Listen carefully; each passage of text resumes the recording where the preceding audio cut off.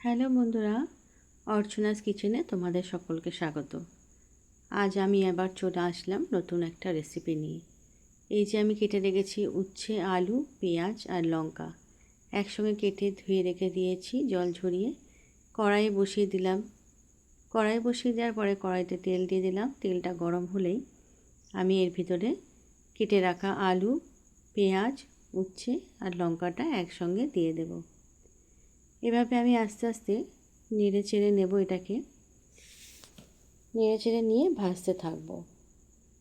তারপর আমি এর ভিতরে দিয়ে দেব সামান্য পরিমাণ হলুদ গুঁড়ো। আমি আগে হলুদ গুঁড়ো দেব, দিয়ে আমি এটাকে নাড়িয়ে নেব। খুবই সাধারণভাবে আমি এই উচ্ছে আলু ভাজাটা করছি। এরপর আমি দিয়ে দিলাম লবণ। আমি হলুদ দিয়ে কিছুক্ষণ নেড়ে নিই, ভাজিটা করতে থাকি, পরে লবণ দিই যাতে গায়ে মেখে মেখে না যায়, ঝুরো ঝুরো হয়ে থাকে। দেখো লাল লাল হয়ে যাচ্ছে কত সুন্দরভাবে। তোমরা এইভাবে ট্রাই করতে পারো। আমার ভাজি রেডি। তো তোমাদের কেমন লাগলো আমার এই রেসিপি তোমরা সকলে জানাবে।